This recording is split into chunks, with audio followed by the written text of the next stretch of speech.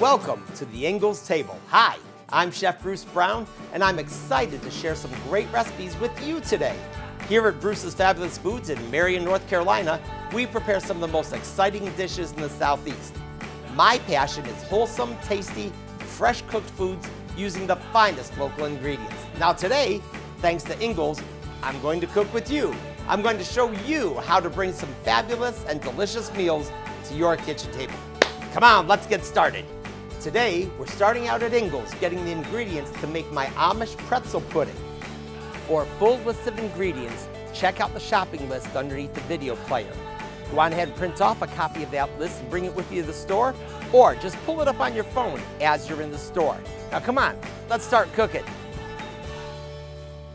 Now today, this is my version of a nice summertime dessert.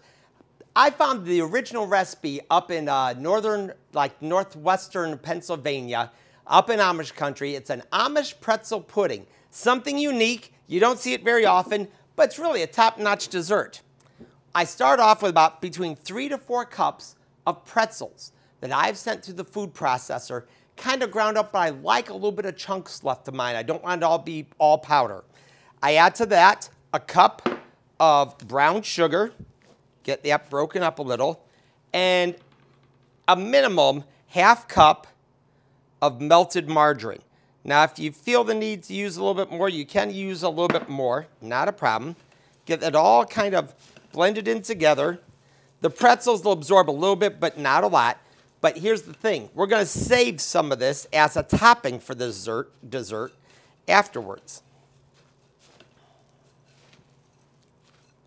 Have a 9 by 13 pan out ready to go.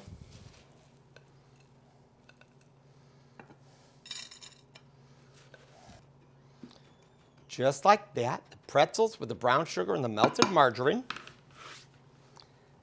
Have our pretzels for the topping reserved. Now, to this, we're gonna make the filling. To start, I've got 2 boxes of orange Jell-O.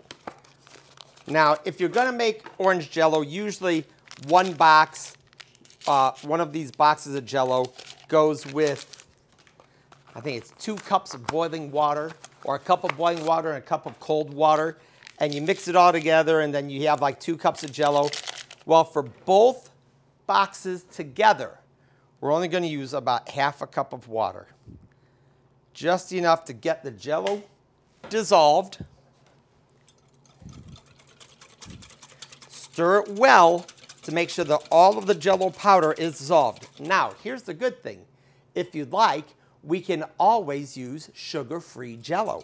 So if you need to make this dessert for somebody that's a low sugar diet, diabetes patient, or anything of the sort, you can use sugar-free Jell-O. In my mixer, I have 1 pound of cream cheese.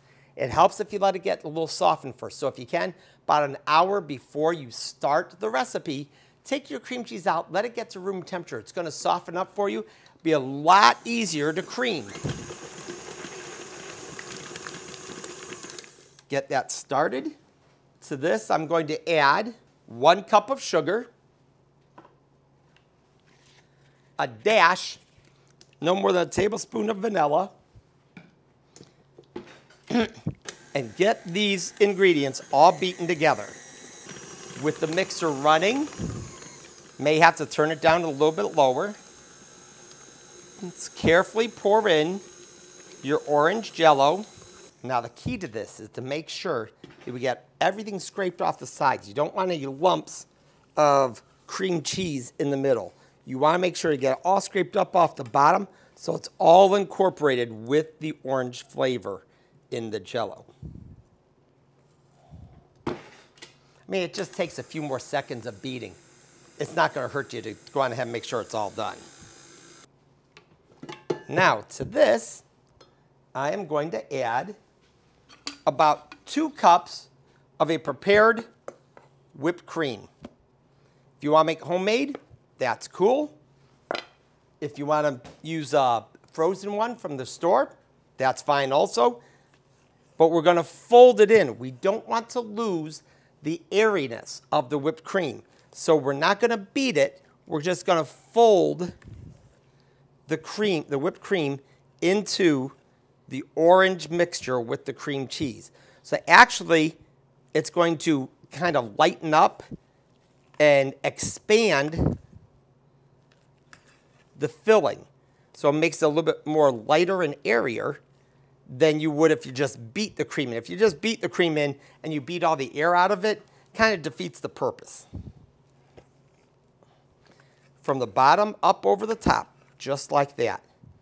Now, once it's all incorporated, don't overbeat it, don't overfold it. All you need to do,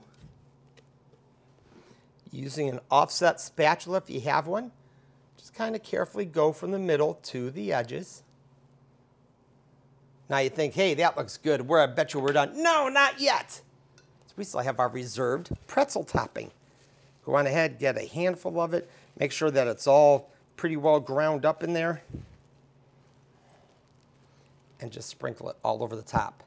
So this can almost, almost be like a sandwich type thing, because you got the pretzel on the crust on the bottom, and now you've got a little bit more on the very top. Just like this. Make sure to put it back in the refrigerator so it will set up for you, and serve it nice and chilled. It's great to take on a picnic, because if it does get a little bit warmer out on a picnic or something, it's not going to really hurt it. It's still got great flavor. Or you could probably try it with different flavors of Jell-O if you'd like. That is Amish Pretzel Pudding. We're going to go stash it in the fridge for a few hours.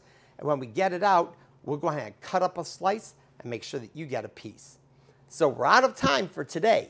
But I want to thank you so much for joining us here at the Ingles table. Remember, you can find this recipe, videos, photos, tips, and much more on the website at inglestable.com. Until next time, I'll see you online.